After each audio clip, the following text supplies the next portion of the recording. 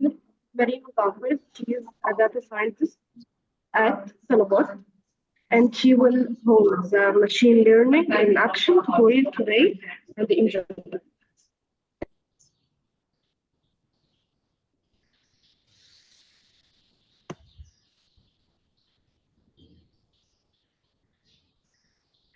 Yeah, okay. Hello, can you hear me?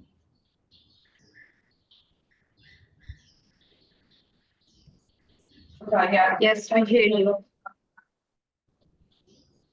Perfect. Hello, everyone. Sorry for the delay. It was a little bit of a technical issue. For the support, the voice isn't entirely clear. I guess you were introducing me, but the voice isn't clear. We have a comment saying that, and we have someone who's raised their hands. Um, Ahmed, can you speak, please?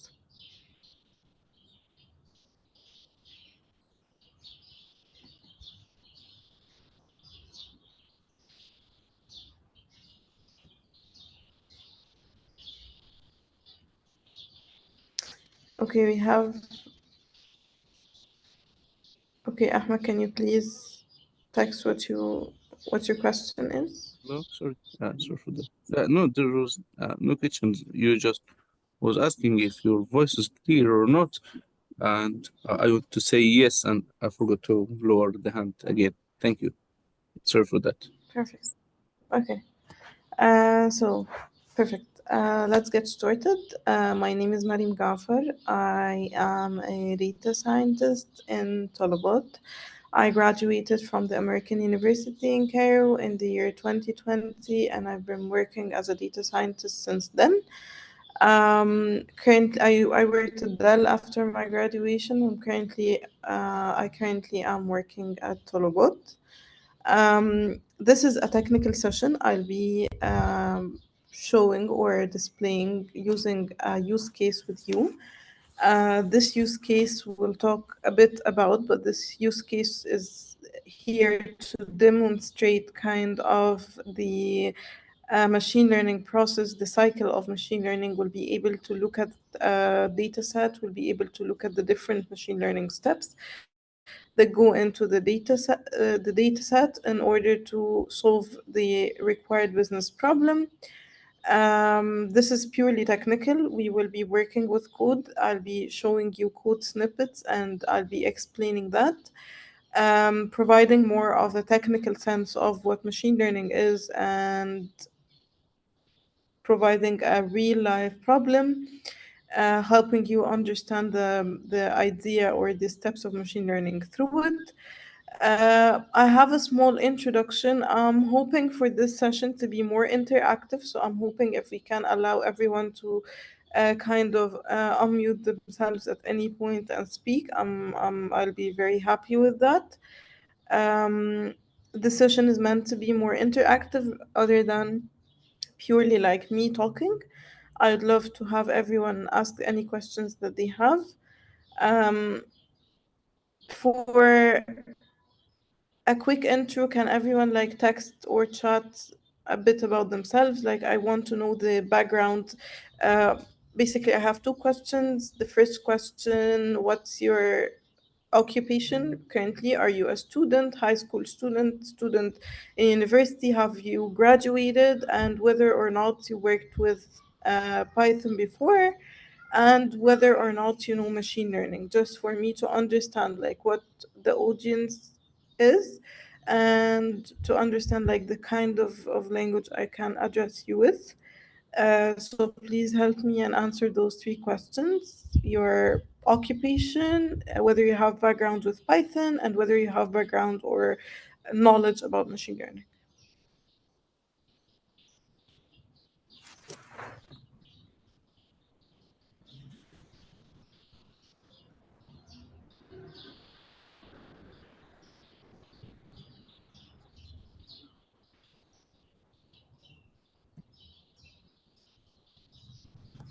Okay.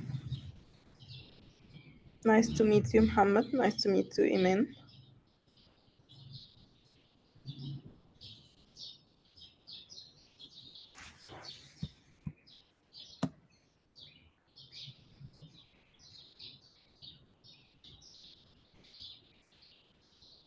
Dr. Rasom, nice to meet you.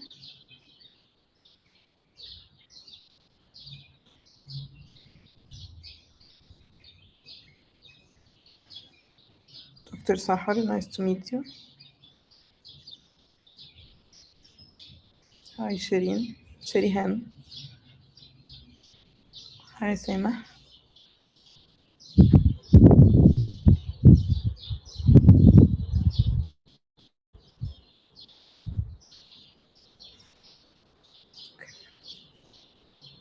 Hi, Sumaya. Ahmed. Wasim. Rana.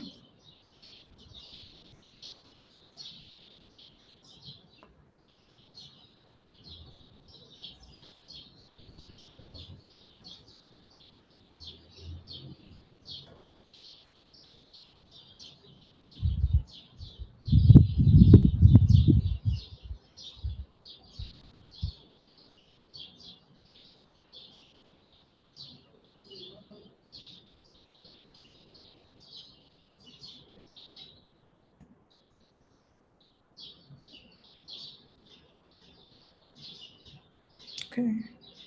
Abdullah Farah. Mu'min.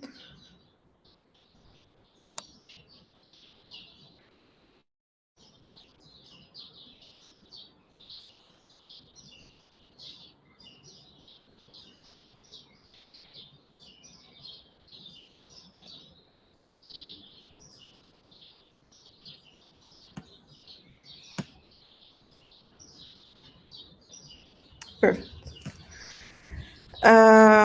It is a pleasure to be talking to all of you, to be honest. Looks like we have a lot of people with some background in data science and machine learning and a bit of knowledge about Python. That will be really handy. Again, this is more of a discussion, a technical discussion.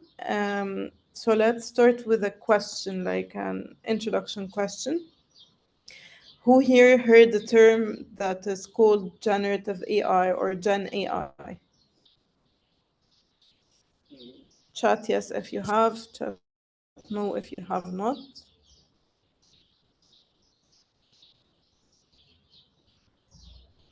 In the meantime, Sahar, I'll try to answer your question. You've heard of generative AI, okay. Did someone here not hear about the term generative AI?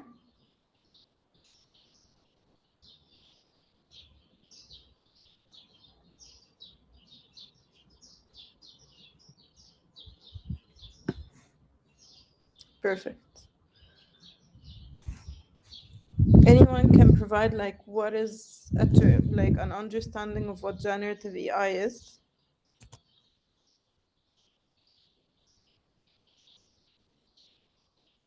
Dr. Sahari asked whether it will be useful for you to stay in the call or not. To be honest, it depends. Basically, I'll be covering a machine learning use case using Python. I see you mentioned that you do not know Python. So it might be helpful for you to see how machine learning is performed using Python. But if you're already very well acquainted and knowledgeable of machine learning, that might not be entirely new to you, this concept.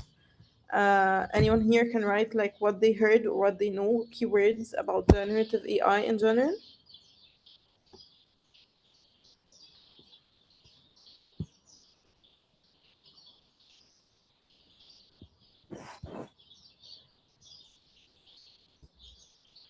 Or what is the main thing that comes to mind when you hear the word generative AI? NLP, okay. Natural language processing.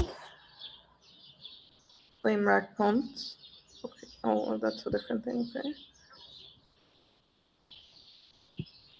Create content, text, images, okay.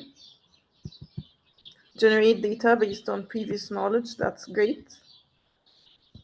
So a good example of actually, so yeah, generative AI is a very flashy term. And in fact, AI is a very flashy term that is being embedded in every like conversation currently in the business in order to make what everyone is doing seem more sophisticated.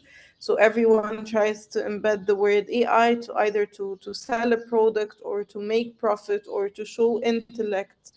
And recently another word came up, another flashy word came up, which is generative AI. And generative AI refers to some of what you said.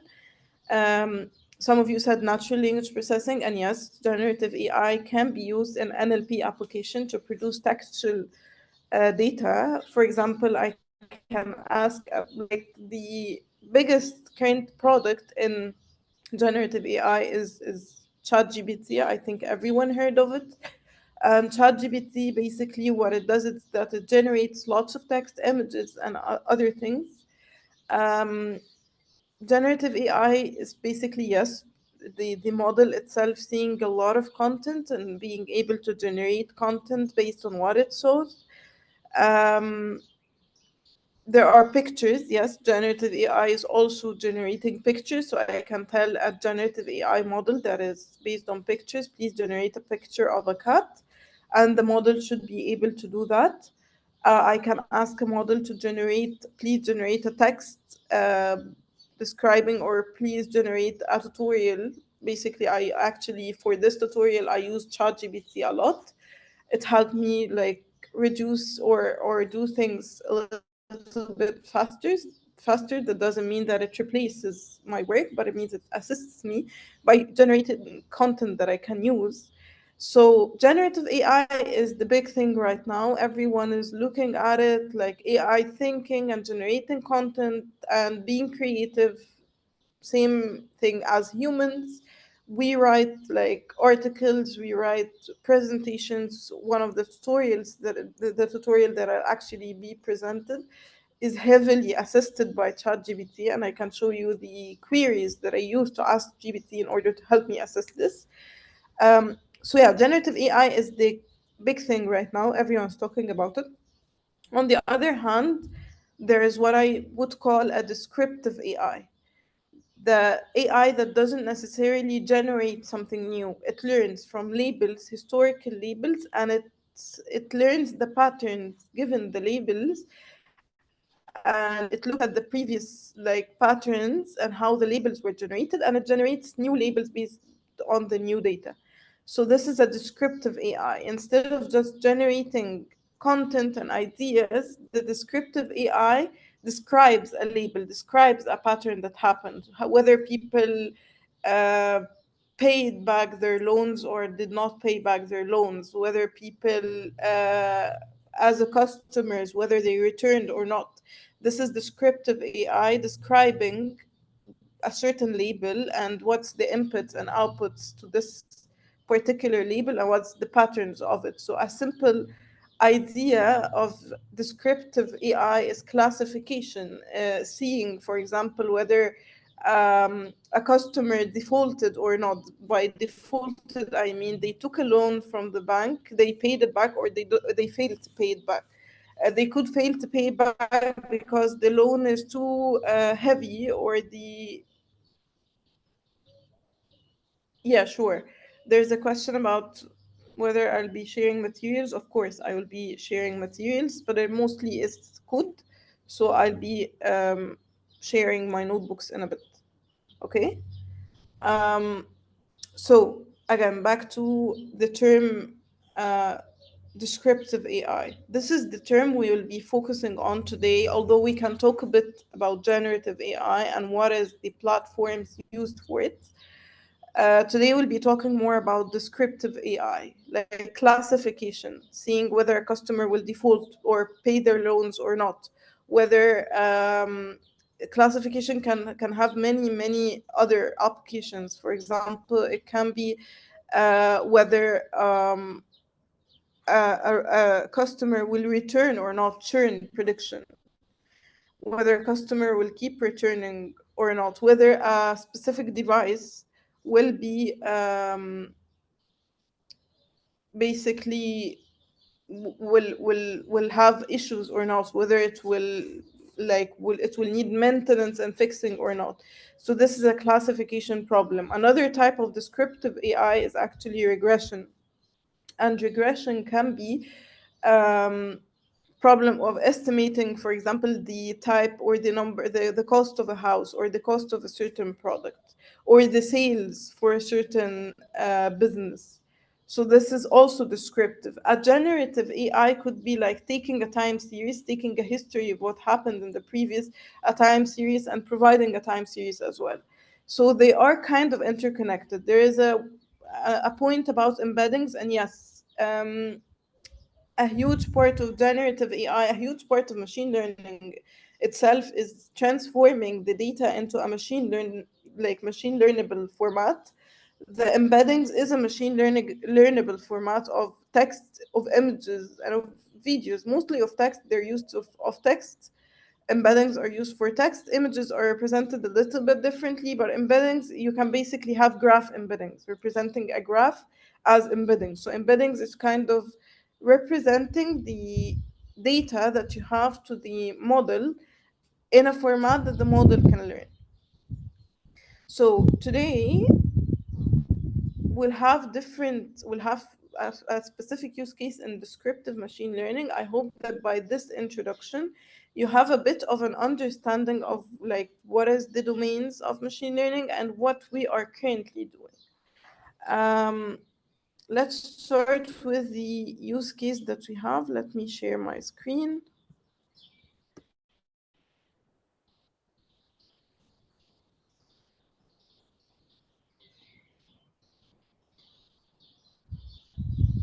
Can you see my screen? It's a bit difficult right now. I cannot access the chat. But can you see my screen? I need someone just to respond, like unmute and respond. Perfect. Okay. So to demonstrate the steps of machine learning, we'll be looking at an example of machine learning using one of the frameworks that is used for machine learning, and this framework is called Keras. And Keras is a layer on top of a framework that is called TensorFlow that was developed by Google. The reason TensorFlow or Keras is very popular right now is that it's based on graph computation. The graph computation reduces the computations that are very heavy that comes with technical or general machine learning tasks. So TensorFlow or Keras or just packages that are used to apply machine learning, they are developed by Google and they are developed such that they are optimized for machine learning tasks. I'll just like go over this tutorial section by section. I'll stop and take any questions that you have. And then I'll stop at the end and just discuss like what's next, what are other topics that we can talk about. Um, the Titanic example, this example basically uses the Titanic data. Understanding like the data itself includes a bit of information about all the Titanic passengers and whether or not they survived the Titanic ship sinking. Okay, and the objective of this tutorial or this project is basically given some features of the passenger, given some knowledge about the passenger, can I tell whether they will survive something like the Titanic or not? Why is this necessary? Given, for example, if you're a passenger on a ship and you want to know your chances of survival, whether this ship sank or not, you might use such a model in order to tell you, yeah, you have a very high risk of not surviving, you have a low risk, and you might survive, something like that. It is a toy example. It might not be similar to all the projects that you will face in the real life, yet it's a very good example to show you the steps of machine learning. So basically, this is the use case. We have some information about the passengers, and we want to know whether they will survive or not.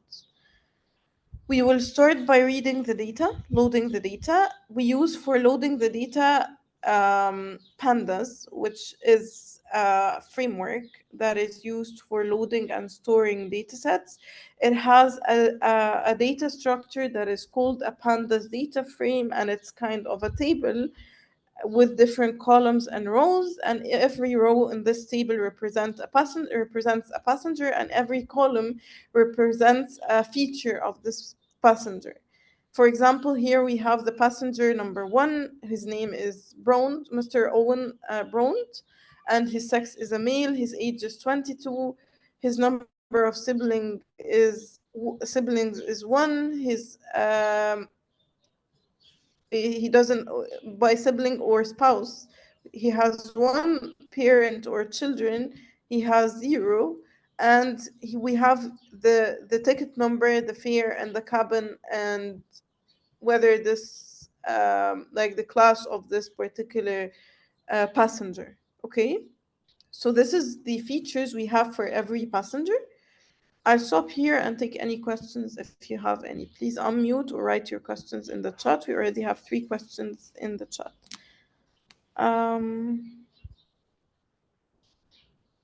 Someone is saying the voice is very low. Is it my voice that is low? Can you hear me properly? No, your voice is very clear. Okay, perfect. Sahar, perhaps you can raise the voice from your computer. Do you have any questions about the data or how we loaded the data? Okay.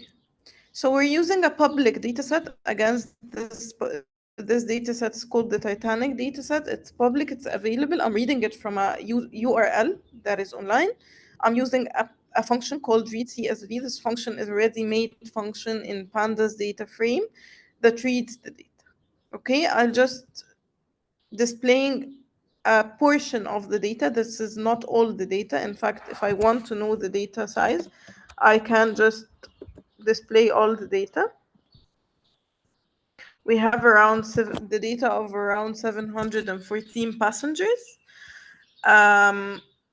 But like when I display only the head, I can see only the first 5. If I want to see like the first 10, for example, I just pass this as a parameter to the head, and it increases the number of data sets that I can see. But of course, if I try to display all the 700 passengers data, it will be like kind of summarized again. I can also use the tail function to see the data of the last passengers. Okay, so this is just how to load the data, display the data, very simple introduction on how to load the data. This is the first step, is reading the data. Okay, and then we have to do something that is called an exploratory data analysis, just seeing like what the data looks like, what are the features.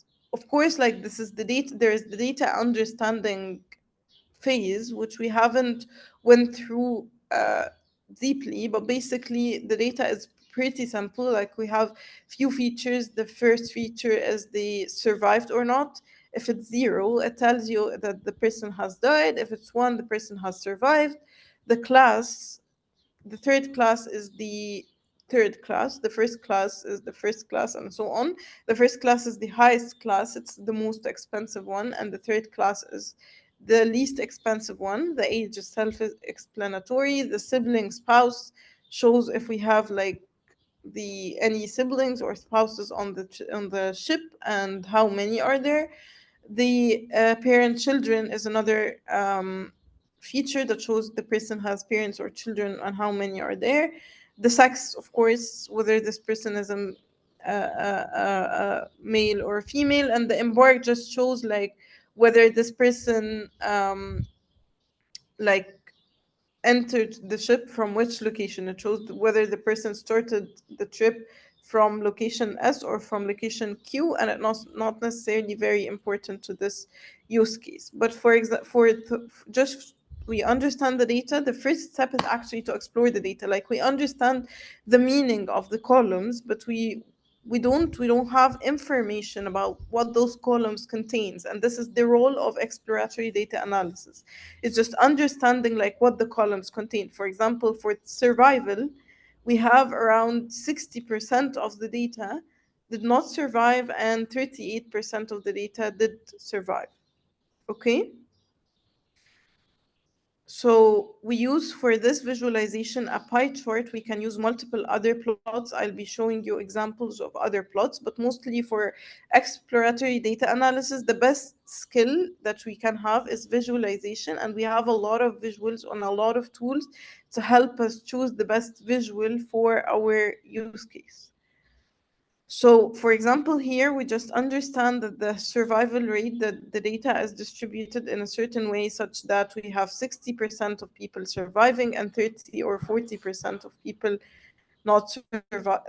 Sorry, 60% or a little bit more than 60% of people not surviving, they died, and 40% they survived. Again, we're looking at the gender. We find that 64% of people are males and around 35 or 36% of people are female. The age distribution, again, here we can see like from this visual that the best way to visualize what we call a categorical data is pie chart, as long as we have a small number of categories. So for example, for gender we have two possibilities, male or female. For survived we have two possibilities, either the person survived or not. So this is a categorical data. We have two classes or more. They could be up to 5 classes, and we can still use pie chart because it shows you how the data is distributed among those classes. But for example, the age, we don't have two possible ages. We have like a lot of possibilities. So for that, we use a different type of plot, which is called the histogram. And the histogram, what it does is it bends the data. It says that between 0 and 10 years old, we have around 50 people. Between 10 and 20, we have less than 50, maybe around 40 something. Between 20 and 30, or 20 and 25, we have around 170 people. So we can tell by the binning that the best age group that we have is between uh, 10 and 25. This is the most like condensed age group. We have around 200 people or 300 people within the 2030 range. And this is how you visualize kind of the distribution of a continuous data, which is age. For example, we use a histogram to visualize that. Again, we go to the ship class and we find that the lowest class, which is the third class, has around 55% of the data points. The class 2, which is a little bit higher, has 20%, and class 1 has 24%. This is us visualizing like a little bit about this data. I'll stop for a bit and take any questions if you have any.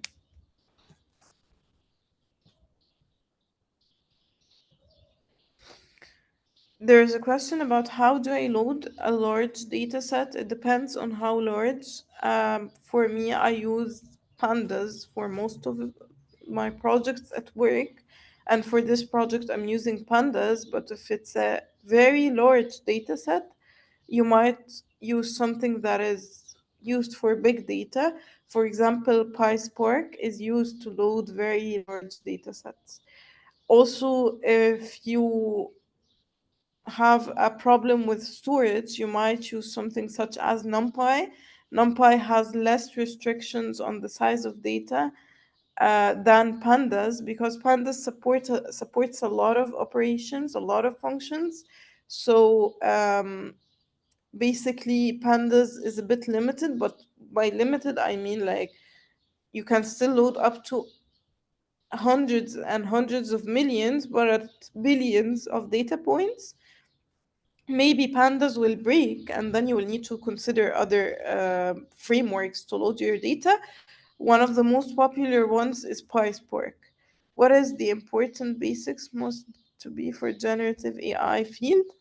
Um, the basis for the generative AI field, basically,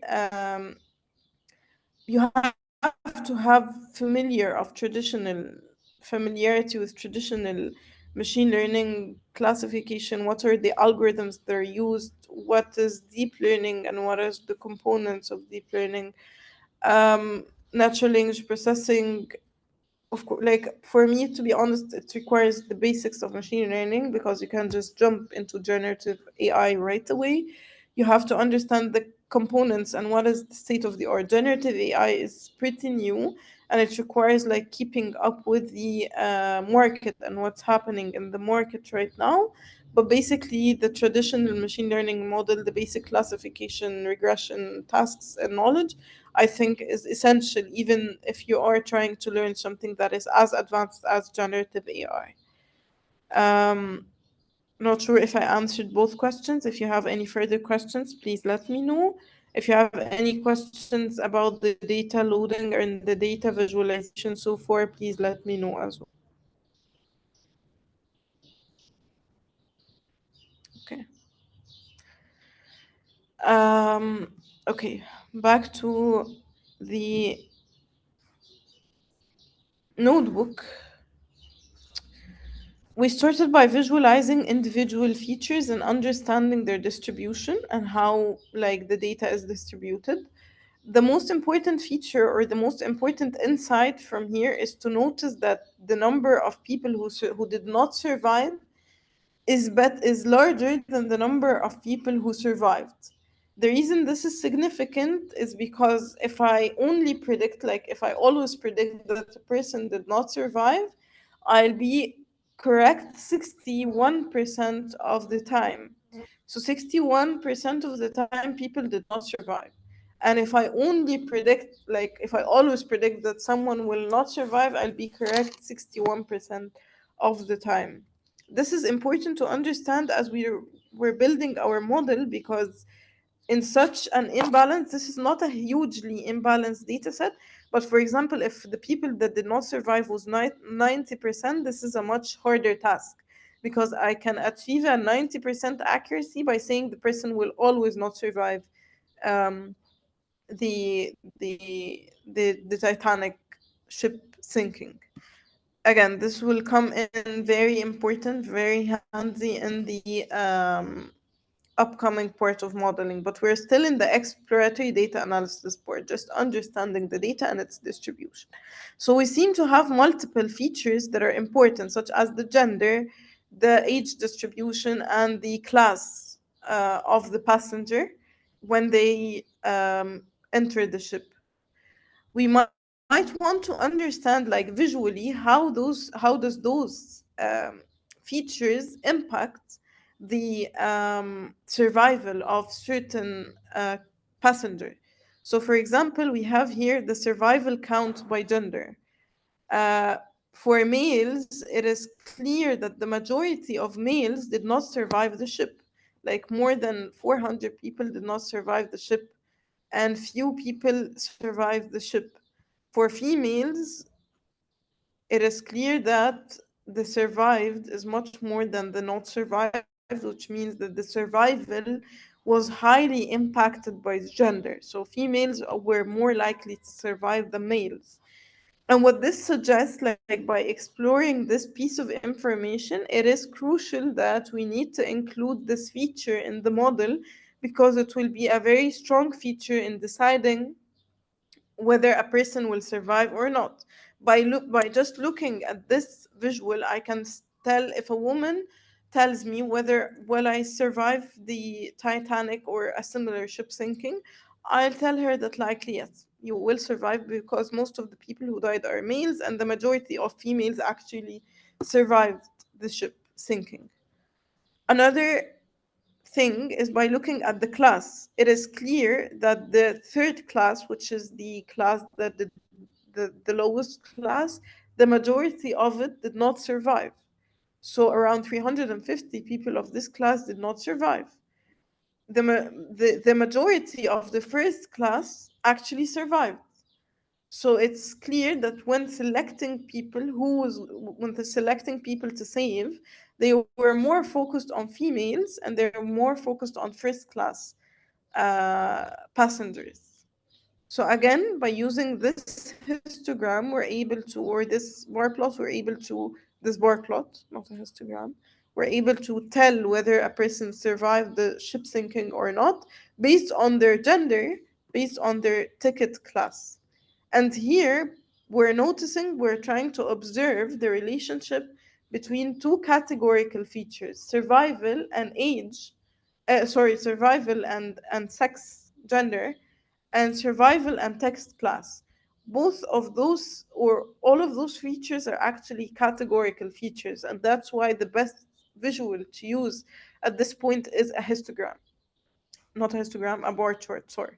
A bar chart showing, this is called like a legend, showing different, like the survival relationship to the gender and the ticket class. Again, we can also observe the relationship between age and survival as well. But let me stop, see if you have any questions.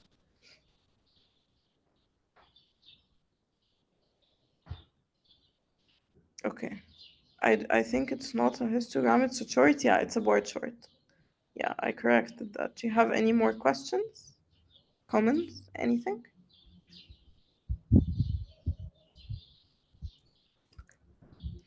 So we've looked at how to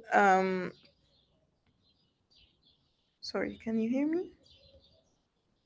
I'm getting an error that my voice is Yes, not like yes, we can hear you.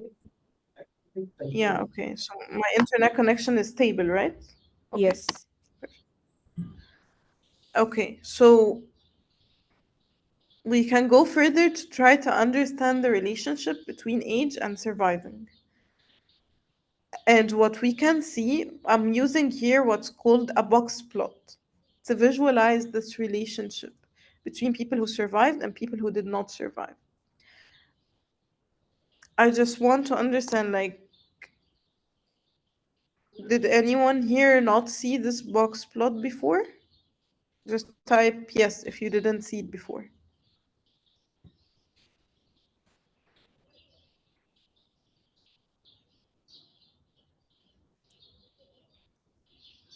Anyone? Did you see the box plot before?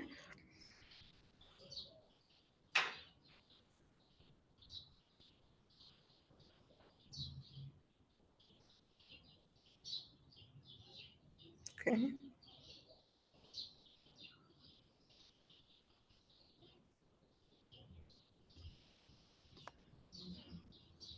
That's amazing. So, okay, I can tell right now the majority saw this box plot before. We can say, like, by looking at this box plot, we can say that even though for survived and not survived, the median age or the mean age is close to one another, but we can see that the distributions are slightly different. Like, there is a more variance in the ages of people who did not survive the ship. There is a wider range of ages of people who did not survive the ship, whereas there is a smaller variance in the people who survived the ship. Generally, both like groups have outliers. There are old people, really old people who survived, and really old people who did not survive. Yet the like distribution of the people who survived is closer to the younger age, and the reason this is happening is that they were focusing on saving children. They were focused on saving children and women, of course, but children, and therefore the survived distribution is a bit shifted towards the younger age because they're focused on saving children. But both of the distributions have close means and medians. They have close means, but the survival shows that people were favoring more the younger age. This, all of what we did was basically trying to visually understand the relationships between the features. I'll stop here and go to like go from the current problem to a more general visualization tool or visualization approach. Like, we can see here that there are multiple, we can use multiple visuals to visualize different things. We can use the histogram, we've seen that. If we have two continuous variables, we can use a scatter plot. I hope you've seen that also. We can use a box plot, and this box plot, we've seen that it shows a distribution, which shows whether this distribution has outliers, what is the mean, what is the percentiles of this distribution. We can see a bar plot, and this bar plot also shows like some sort of a confidence interval of whether like the mean of this. So the whiskers on top of the bar plot shows the confidence interval of this particular bar being within a certain mean. And then we can have something like the violin plot. The violin plot is similar to the box plots in showing the distribution and in showing the variance in the distribution and how skewed a distribution is. And they're also more and more like the plotting or the visualization keeps getting more advanced and keeps getting more descriptive and detailed about certain visuals. We can use the violin plot, box plot to show distribution. We can use the bar plot to show like different categorical counts when you have categorical data and we have counts. And for the histogram, it's more for continuous data, and scatter plots show the relationship between the two continuous features. There is the question of how to choose the right plots. Like, there are rules, to be very honest, there are certain unspoken rules about which plots to use and when. Some of them are hard rules, like, for example, you cannot use scatter plots to visualize something categorical, it's not even readable. You cannot use scatter plot, for example, you cannot use uh, pie charts to show age, for example. Yeah, it might be used to show age intervals, but if it's a continuous variable where you have like hundreds of categories, pie chart is not even readable at this point. So there are kind of unspoken rules when it comes to which visuals to use. But for like the general rule is that you want to use the visual that communicates the message best, to be honest. So for example, one of the rules, as I said, like imagine for the here,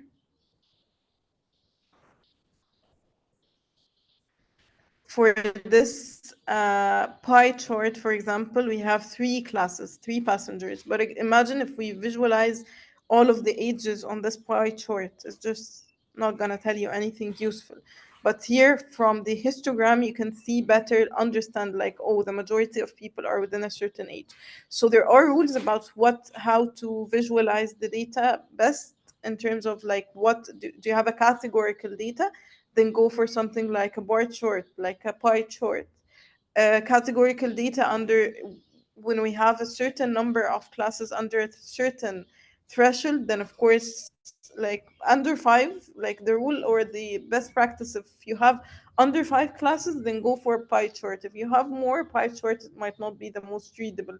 But also, if you have classes that are very small, a pie chart might not be the best way to visualize it, and you might opt for a board chart. Um, so yes, there are rules, but for example, there are things that are more left for the aesthetics. For example, here, box plots and violin charts show more or less the same things. Okay, but box plots, for example, show a little bit more information about the outliers in the data, the number or the intensity of outliers. The violin plots, even though they show how skewed the distribution is, but might not necessarily tell you like the exact like number. For me, I find that the box plots are more useful than the violin charts in showing the outliers. But the violin charts show you a bit of the how the distribution looks like. For example, the box plot summarizes the distribution a bit. So it shows you the median, the 75th percentile and the 25th percentile, as well as the outliers. But basically, the violin chart is more descriptive and more friendly to be able to look and get a sense of the distribution itself.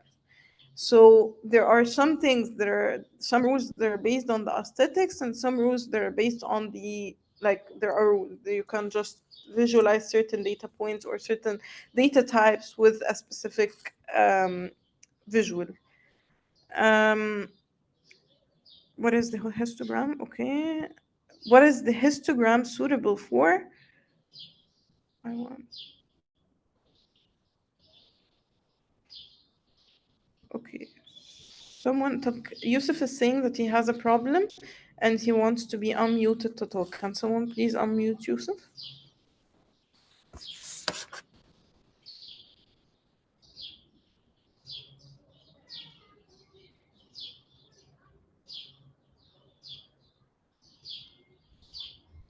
Can someone hear me?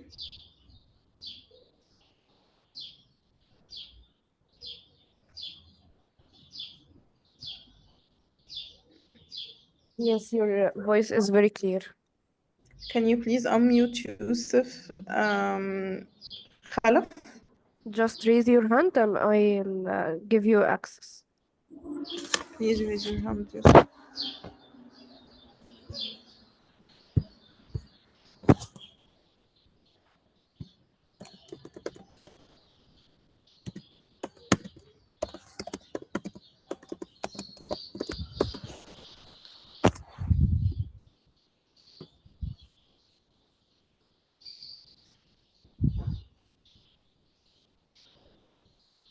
Yusuf, you can talk now.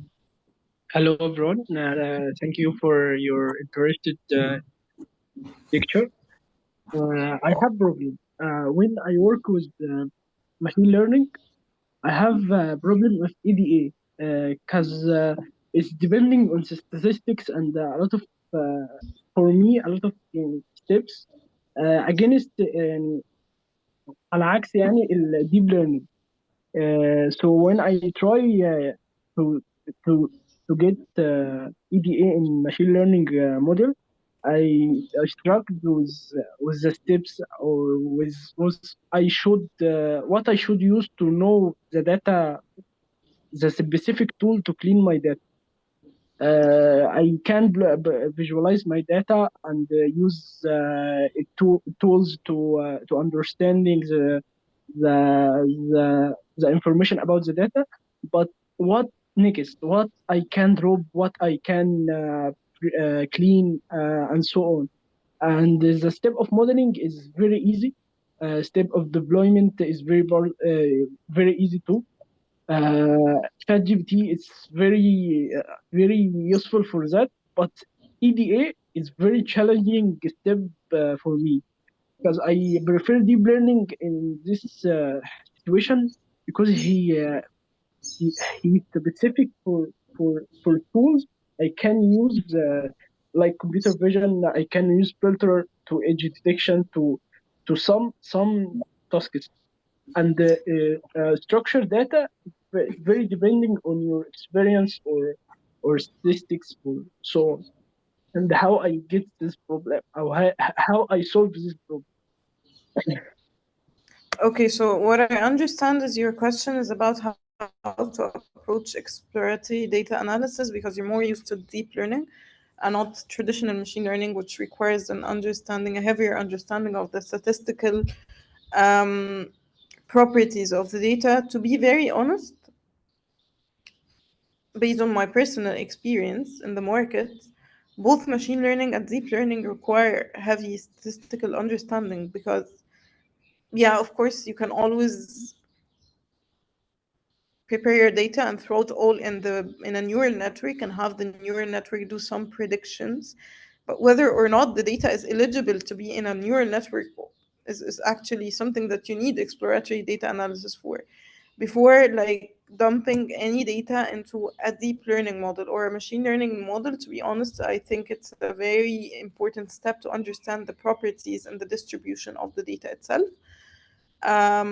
So the exploratory data analysis part, I think, is not, maybe with deep learning you don't have to work very hard on engineering features because the neural network itself kind of is able to extract the features without having them directly extracted by yourself. But again, the exploratory data analysis part is just crucial. It's not replaced by using a neural network at all.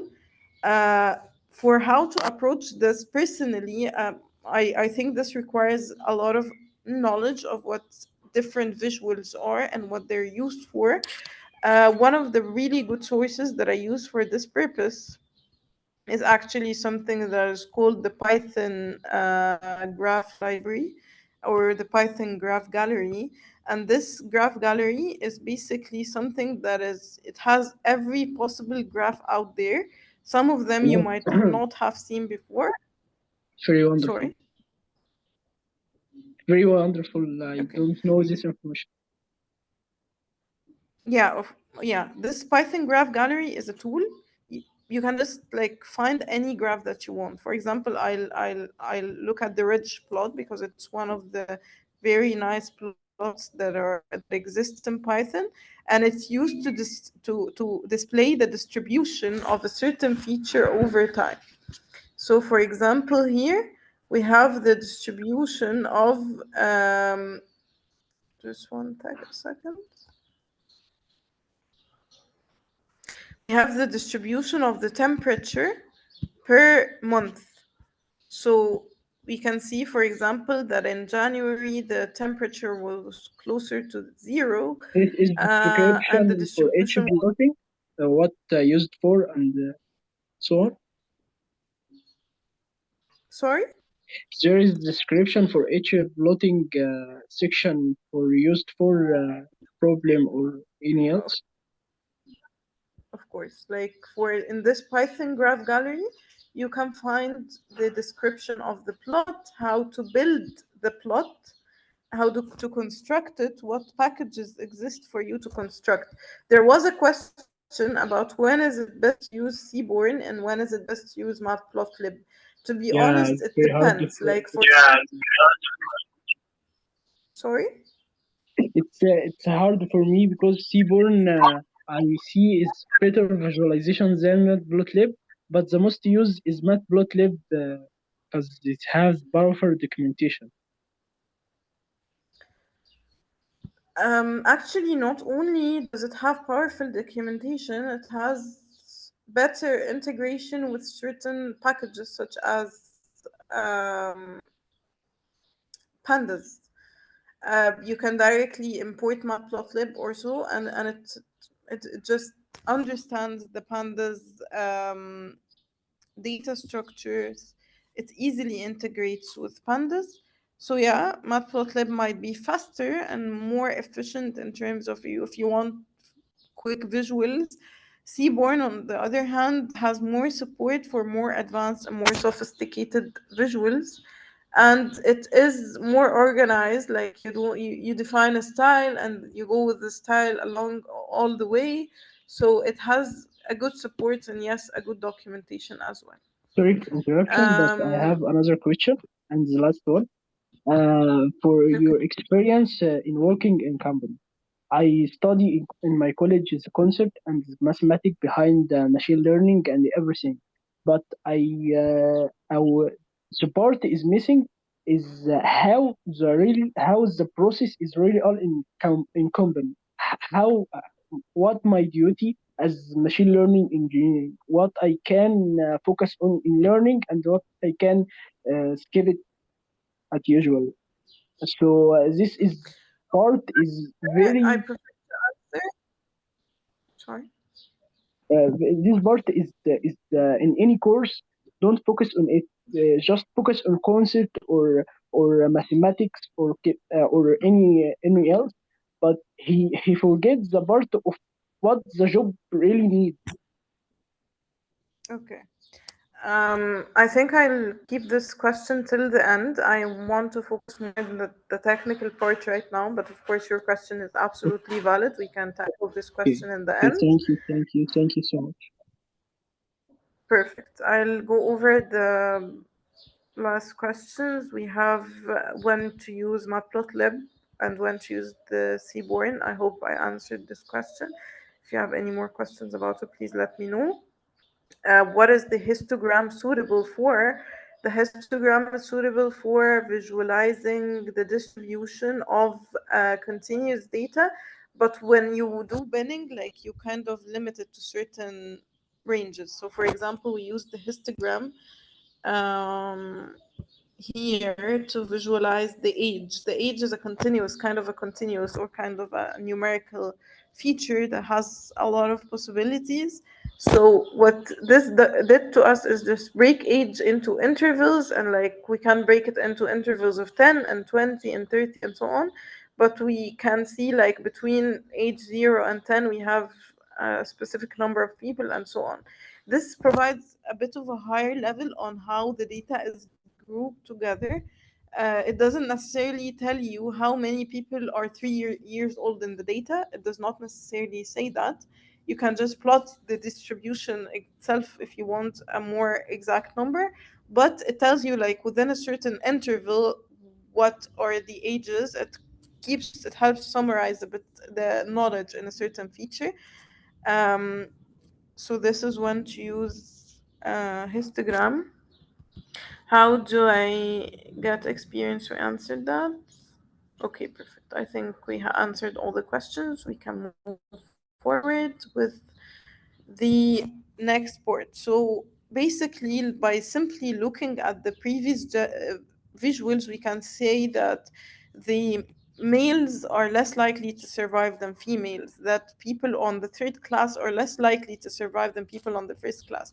It's just very clear at the data. But here, it's a bit confusing with the age. Like, does the age really matter? Is the age a strong factor in understanding whether someone will survive or not? This is not entirely clear. It might have been very clear if those distributions are completely different. Like the box here is very low, the box here is very high, but at the end of the day, the boxes are close. So we may need another layer of investigation, and this layer is called hypothesis testing. Hypothesis testing is basically trying to do some statistical test that tells you whether a certain feature is significant with another feature. In this particular hypothesis test, we're testing if the age is related to the survival or not, because it's not visually very clear. Yes, there is a bit of a difference between both, but it's not visually very clear whether they're related or they're not related. There are multiple hypothesis tests, and they depend on what type of data do we have. Do we have more of a continuous feature such as age, or do we have a categorical feature?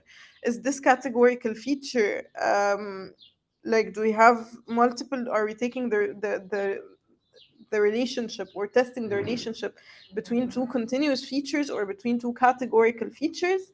And basically we choose the best hypothesis test based on that.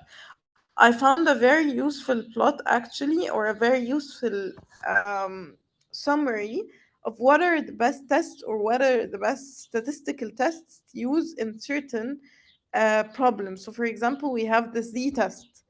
uh, the z-test is not used for two features. It's used for one feature, and it's used to see if a certain population is less than or equal to a target variable. And you can see the formula for this test here.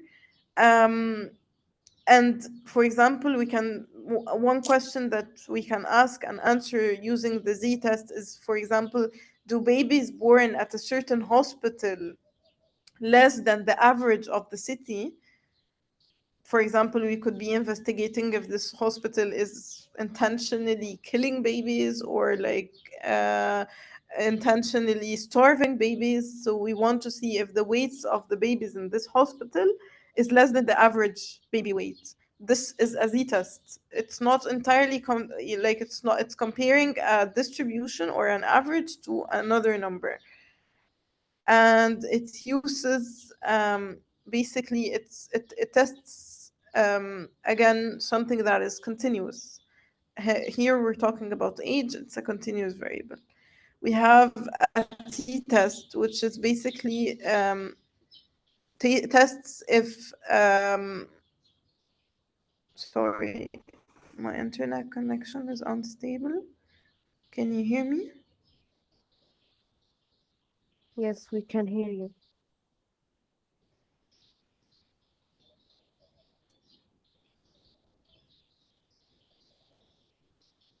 Yes, we can hear you.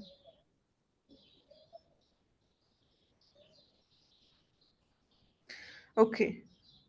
Okay, you can hear me. Okay. We have the t-tests also, like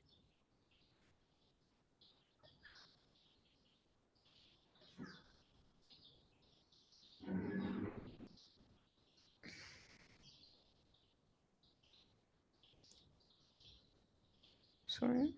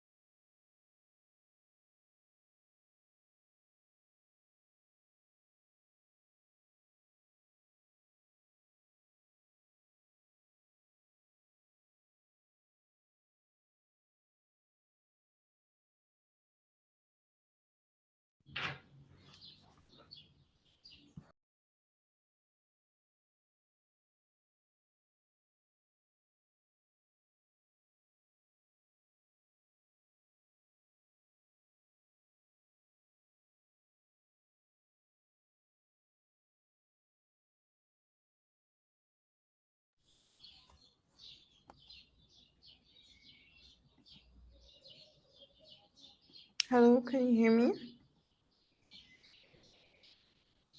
Yes, we can hear you. Okay, perfect. Welcome back. Thank you. Apologies for the inconvenience. So we were discussing hypothesis testing and that we can use different tests based on whether the feature is categorical or continuous. It can tell us if actually a feature is significant to the target variable or not. We're using here the t statistic and the part of the scipy statistics library. We're using the t statistics and t statistic, and basically we're using something that is called the p-value, and the p-value, if it's less than 0.05, it tells us that there is a significant difference between the ages of people who survived or not. So it tells us that age is actually a significant feature to the machine learning model. Here we're gonna talk more about we're gonna move to the data or the machine learning part of actually, like, here we understood what are the important features, what are their impact, what are the potential impact on the survival of the passengers of the passengers of the Titanic, and then we will move to the machine learning part.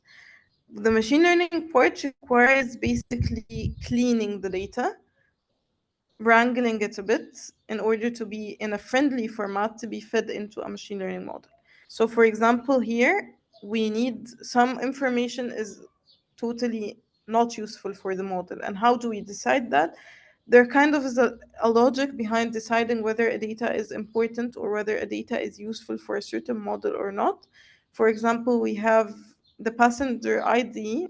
It's not necessarily something that is useful to tell you whether someone will survive or not. Likely they were not like seeing people's IDs before deciding whether they will survive or not, because it's unique for every person, and therefore it has no value in saying whether a person will survive or not. Another thing is the name. Of course, like it might not be very significant. Tell if a person's name will likely say that the person will survive or not. Of course, there might be like the chance of a certain name surviving more, but it not necessarily is a factor in survival. The ticket number, again, it's unique for every passenger, and therefore it's not useful. The cabin as well is basically where the passenger was located on the ship. Not necessarily an important factor in the person surviving, but it can, for example, be. So there could be some hypothesis testing that is done to understand whether such a feature is significant or not. But the basic rule is if it's a unique feature to every passenger, if every passenger has a different value, it's likely not an important feature to the model, because it's not repetitive, there is no pattern to learn from. So we're dropping those features. And it is important to understand that machine learning models do not understand a lot of text. They have to see numbers. So you have to represent all your features in a numerical format. And you cannot just feed missing data into your model. You cannot feed missing information into your model. So for example, here we have the age, which is basically it has the missing data. We want to fill in the missing data. We have a passenger, we don't know their age, it's missing. So we assume their age, we just assume it. We can assume the minimum, maybe you can assume their babies, we can assume the maximum, or you can assume something in the middle. In the middle, we can have the mean, the average, but the mean is a little bit susceptible to outliers, which means that if we have extreme values in the age, which we do, if we have someone who's 80 years old and the majority of ages are around 20, we will have the values skewed towards the 80 person. So the mean is a bit susceptible to outliers. If we have extreme values in the data, it will go towards those extreme values. And therefore, we look at something towards the median, or the median is basically the middle value. So we have a few 20 years old and 80 years old. The median is likely to be towards the 20, which is the majority of the data points, but the mean will be shifted towards the 80 years old person. So we'll be looking at the median. And then this is how we fill a numerical feature. We fill it with some statistic in the data. Could be the minimum, maximum, mean, and median, and so on. Every one of those has a choice that needs to be made, and it's made based on the nature and the distribution of the data that we observed earlier. Since the distribution of age has a bit of outliers, we went towards the median. Okay. Another way we need also another feature that we need to fill is actually a categorical feature, which is the import. We have two places the ship import from. We basically use the mode. The mode is the most frequent location. And because like it's a categorical feature, we don't have different statistics, we use the most frequent one, which is the mode. Again, this is a choice. This needs to be made very aware of its consequence, because in this fact we're choosing to amplify the dominant class or the more dominant import location, and this could lead to imbalance. Do you have any questions?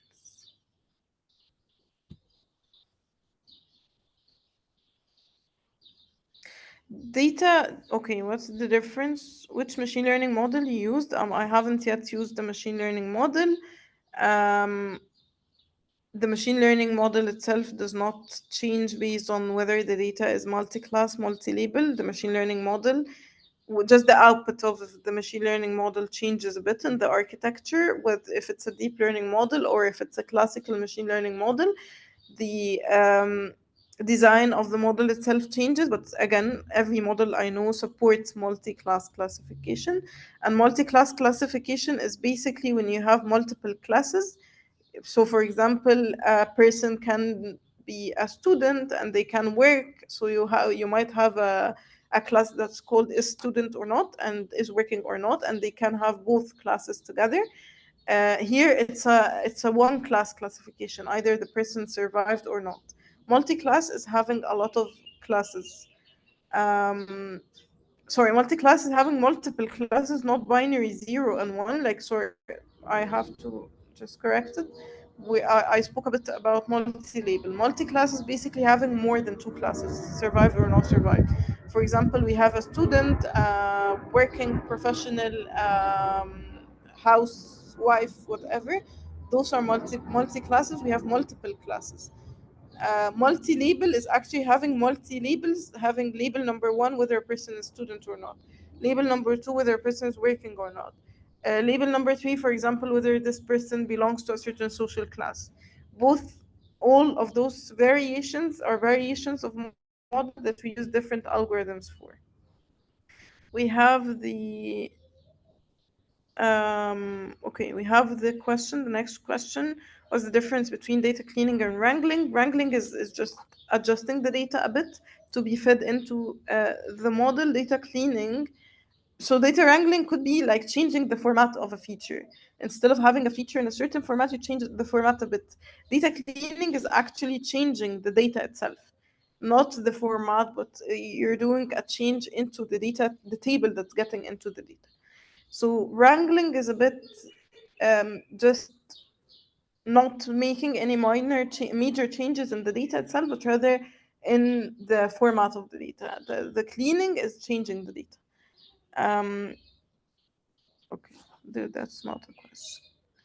So we'll move to the machine learning part, which is we have filled the data. This is wrangling. We've just, for changing the format, instead of having um, female or male, we're just changing it to zeros and one. This is a bit of wrangling.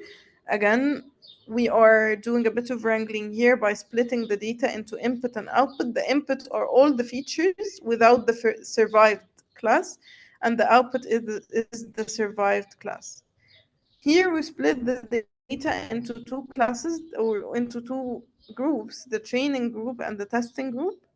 We can do something that's called cross validation, where we split it into multiple groups, and every group of those is split into train and test. And we can also use a validation class. We need to, in case we have some data with outliers such as the age, we need to use the standard scaler in order to scale the data such that it's not biased towards something that has extreme values such as the age. We go towards scaling the data for this purpose. For the machine learning part, here I'm using the Keras machine learning package, which is basically using a sequential model. The sequential model is a linear stack of layers, or it's basically the container that Keras provides for you in order for you to put the architecture that you want inside this sequential model. For example, you can add 10 layers, 100 layers, it does not matter, as long as your sequential model has the right inputs and the outputs. So sequential is actually something that is very specific to Keras or TensorFlow, and it basically allows you to put different layers.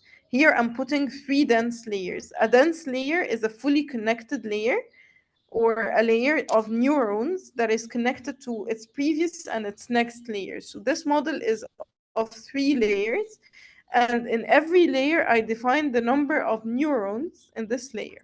The number of neurons basically determines both the number of layers and the number of neurons determines the complexity of the machine learning model. Here we start by having 128 neurons in the first layer, and then 64 neurons, and then 1 neuron because we only want one output, whether it's 0 or 1. For the question about whether it's a multi-class, if it's a multi-class, then we'll have one output again, but with a lot of possibilities. If we have a multi-label, we might have different, like the size of the last dense will be 4 or 5 depending on the labels. So this is the architecture of the neuron. What is a dense layer? It has a set of neuron, and every neuron is connected to every neuron in the previous layer and every neuron in the next layer. The input layer just takes the input of the input of the model, and the hidden layers are the hidden layers in between, like the dense layers here, and the output layer is basically this output layer which has 1 neuron. We basically compile the model, and what this compile does is that it builds the model internally. It does not train it, it just builds it. It makes sure that the inputted dimensions are compatible, that the architecture is correct. And then once the architecture is correct, you can fit the model on the training data that we have split earlier, and you can choose how long does it take the model to learn by choosing the number of epochs, as well as the batch size, how many data points are in each batch. And you can evaluate the model based on accuracy. So after 50 epochs of the model learning, we have around 80% of accuracy in detecting whether a person will survive the ship or not. I'll stop here and take any questions that you have.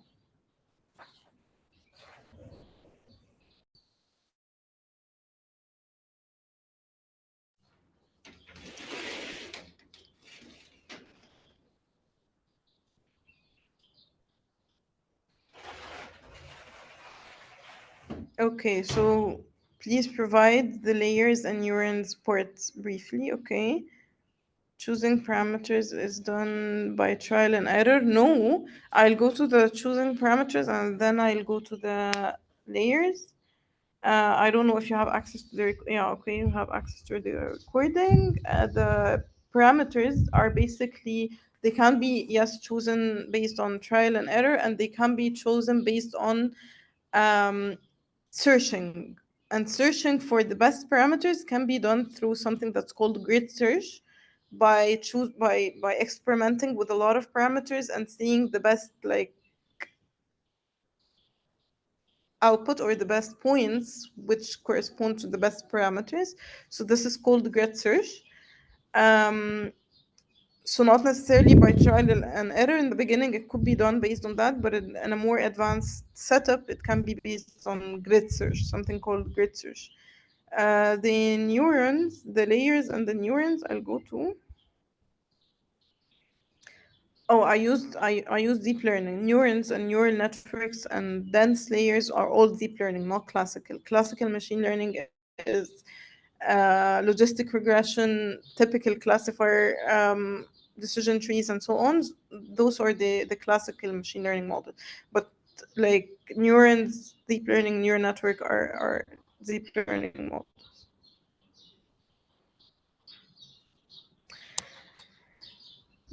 The best search algorithm is, yeah, like there are a lot of search algorithms. What is the best depends on the use case. So this, for example, grid search works with certain functions. There are other search algorithms such as A-stars, but the point is all of them go through all the possibilities and find the local minimum or the best solution that is found. Okay, we have 2 minutes. I'll go over the architecture once more.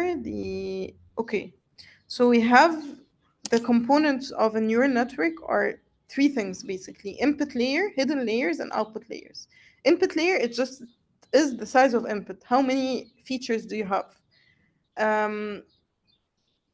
The output layer, basically how many, like it's the output, how many features do you, or how many classes do you have in the output. The hidden layer is where the math happens, is where the components, the dense layers happen. They are connected, and they're basically what happens is back propagation in order to propagate the errors backward and update the weights of those neurons to learn the best function for the model. So those are the components. Here we have the input is the known input, the training data. The first layer is the dense layer. It's 128 neurons. Why this number? This number can change. If you want it more complex, we can increase the number of neurons. If you want it less complex, we can decrease it. Basically, what this dense layer does is basically it has the weights, it has the input, and it calculates the weights of those neurons such that it learns the patterns for the input. The second dense layer is another layer that adds up to the complexity, and it learns more weights. And the final is the output layer, which has only one neuron, and it's either 0 or 1, depending of or showing that the person survived or not. I hope this is clear. Do you have any more questions?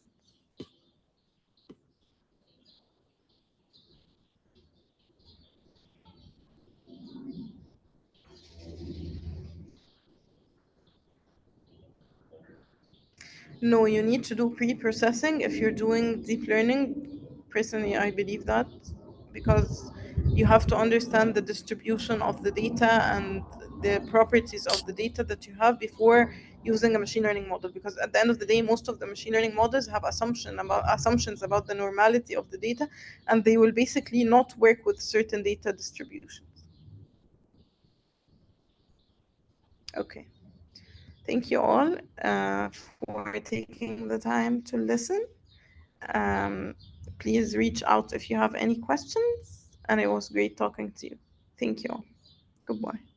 Thank you, Mariam. It was very interesting, and thank you everyone for attending the tutorial. We will have a short break now and see you back at 5:30.